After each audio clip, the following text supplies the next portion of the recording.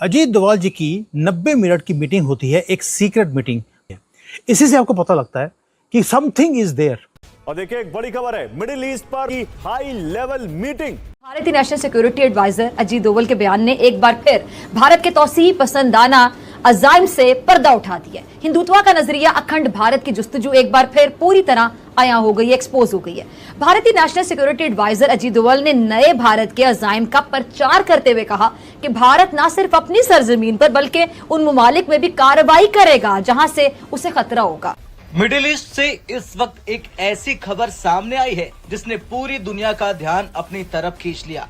भारत के national security adviser Ajit Doval जब संयुक्त अरब अमीरात यानी कि यूएई में राष्ट्रपति शेख मोहम्मद बिन जायद अल नहयान से मुलाकात कर रहे थे, ठीक उसी समय इजराइल ने इतिहास में पहली बार अपना मशहूर एयर डिफेंस सिस्टम आयरन डोम यूएई की सुरक्षा के लिए खड़ा कर दिया। हिंदुस्तान की जो प्रॉक्सीज हैं वो अजीत डोभाल और जो मोदी की डॉक्ट्राइन है उस पर पाकिस्तान को दोलख्त करना चाहती हैं। ये बात हमें समझनी होगी इशफाक। और ये खलीज में पहली बार हुआ है, तारीख में पहली बार हुआ है कि इजराइल का जो दिफाई निज़ाम है वो और इजरायली फौजी और उसकी टेक्निकल टीम एक मुल्क के अंदर पहुंचे हैं।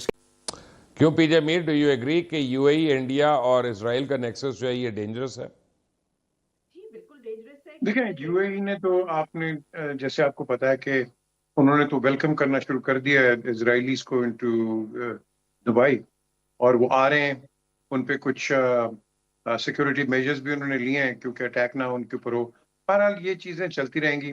यानी एक तरफ भारत के सबसे ताकतवर रणनीतिकार अजीत डोभाल अबू धाबी में बैठे थे, तो दूसरी तरफ इजराइल सुरक्षा कवच दे रहा था। ये सिर्फ संयोग नहीं माना जा रहा बल्कि एक बड़े रणनीतिक संकरण का हिस्सा माना जा रहा। हमारी वीकनेसेस हैं, उनको बाहर की दुनिया ने एक्सप्लॉइट किया, और उसमें मुझे कोई शक नहीं है, कहने में कोई आर नहीं है कि भारत सर फहरिस्त है।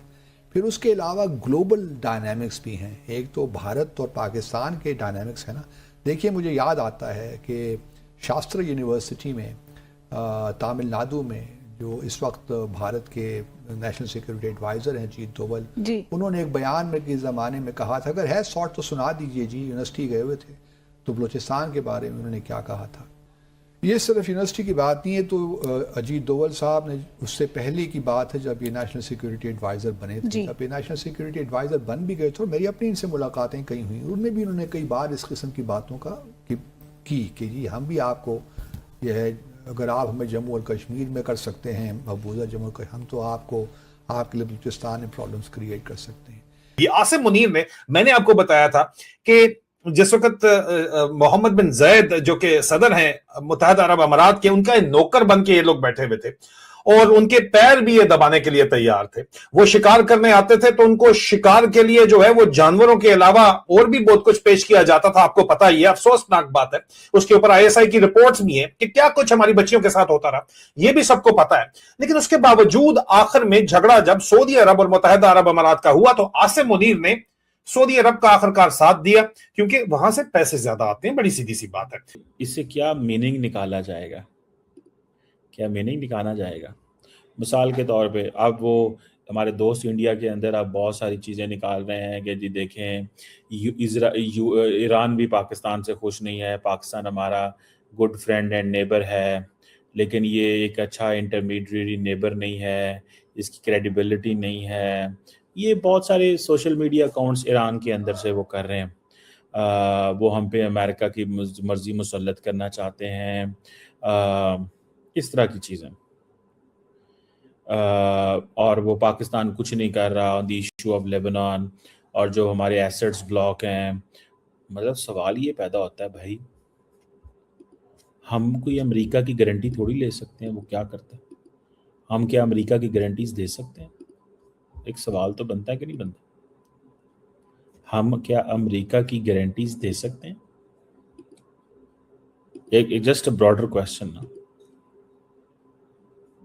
आपके अमेरिका के साथ 50 साल ताल्लुकात खराब हैं, आपके अमेरिका के साथ 50 साल ताल्लुकात खराब हैं, आपके अमेरिका के साथ ऐसे 50 साल ताल्लुकात खराब हैं। मुझे ये बताएं, हमारा उसमें क्या लेना देना है? हमारा उसमें क्या लेना देना है?